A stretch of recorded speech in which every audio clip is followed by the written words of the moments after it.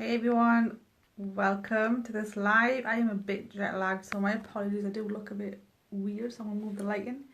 So you guys, I want to talk about this. How many times do you start over again? Messy table. I've got a test that I need to get done, so it's gonna be messy for the next month.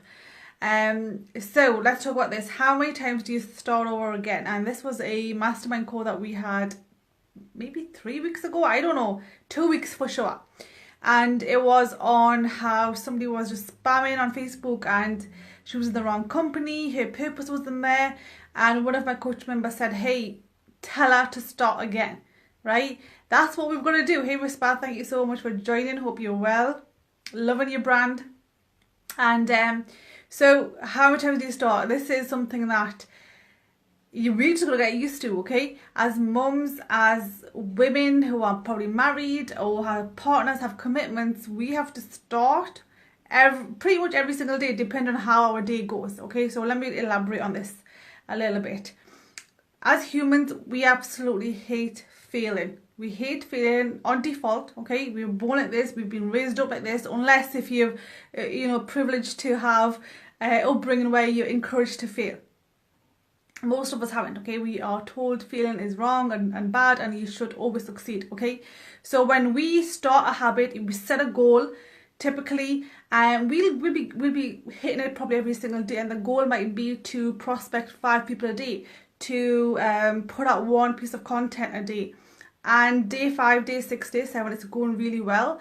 Come day 8, something happens, right? Family member needs us, or work gives us more, like job work gives us more to do, and we just can't get our daily stuff done that we plan to do. So one day, yeah, okay, you probably didn't prospect 5 people. If that was your goal, you probably prospected 1 or none, but that stays in our head.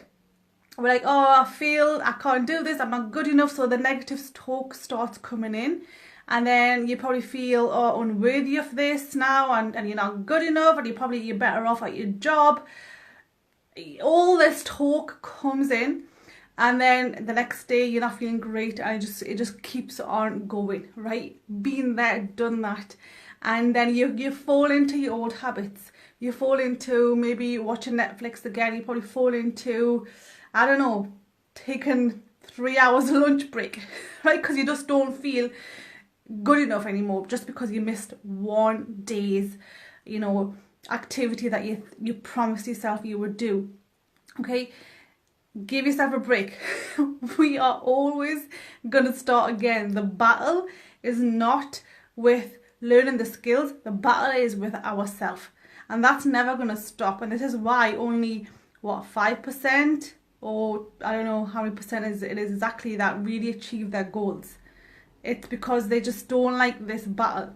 They prefer to just do what's comfortable, right? You learn the skills. The skills don't take time to learn, right? You learn it, you get the knowledge, you practice the knowledge, you repeat that same action and get better at the skill, and you've got the skills, okay? So why do people still fail? I've seen people, and I'll check my memories, and I've seen people from 2016, 2017 that used to work in the same niche as me. They've quit. They are not even active on Facebook. Some of them, they had skills, right? We were in an educational platform. We had the skills. We were taking action. But this is it. When life shows up, we can either decide to respond, but not for too long, right? Respond. Yes, something's happened. Just adjust. Just adjust your day around it, and be okay with probably doing less. Yes, pause and do it again. Breathe and go again. That's what we've got to do, is starting over. It's like all the time. I mean, I had pretty huge goals for August, probably the wrong month to have big goals. I'm a mum, right, with 2 kids who are at an age where they just want to be out all the time. They don't want to stay home, and if they do, they just want me, right? So that's my reflection, to make sure next August, when it's a summer vacation in the UK, that I'm taking that break. I'm purposefully not going to have a big goal in August, right? So it's all about reflecting and honouring your life, honouring every aspect of your life, what's going on, not just your business. You guys, we're not just here to pay bills and make money. We're here to enjoy the process. That's what we want. We don't want to be hustling, starving, malnourished, or any way to make money. Okay, it has to be balanced. It has to be balanced. But I don't like saying balanced, but you've got to look at everything. What's going on in your life? What's caused that little break? Okay, what's happened? Did you, if for example you're eating healthy, did you just did you get invited to a party and then you eat like 1,000 more calories than you would have?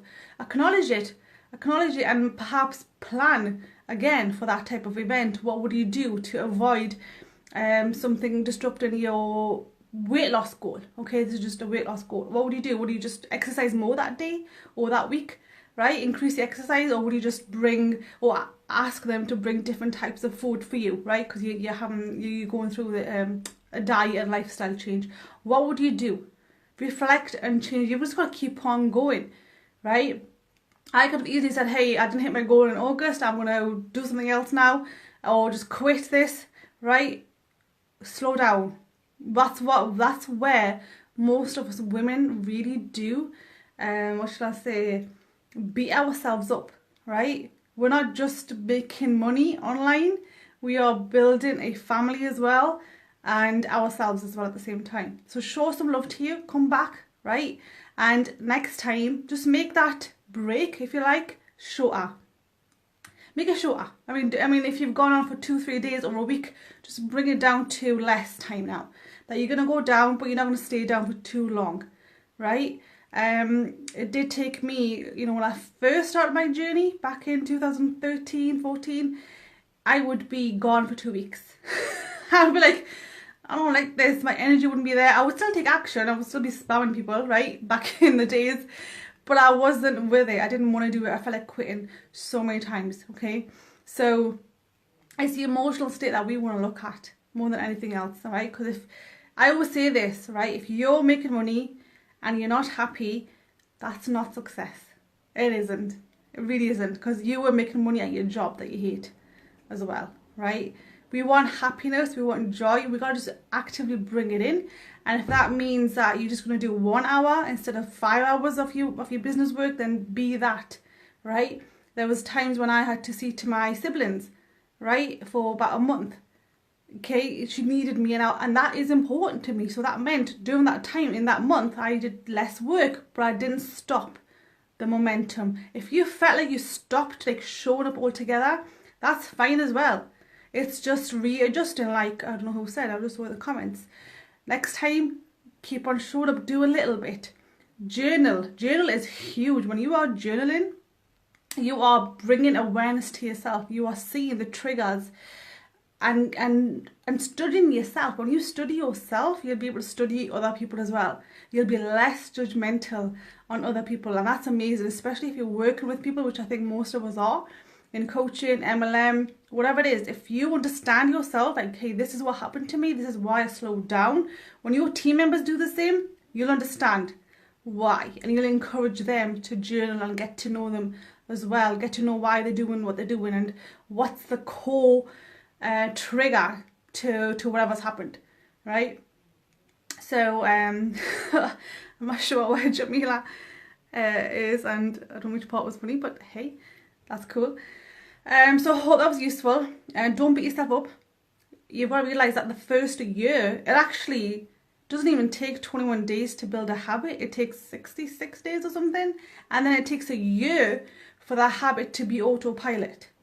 It becomes so natural to you that you don't even need to think about it, and it's part of your day. Like, you won't go to sleep without doing that. So if that means, a family member needs you for the next 3 weeks or whatever, that means you will still do your action plan. You'll do it. You'll not probably do as much, right? But you'll still do it, right? And that takes a year, okay?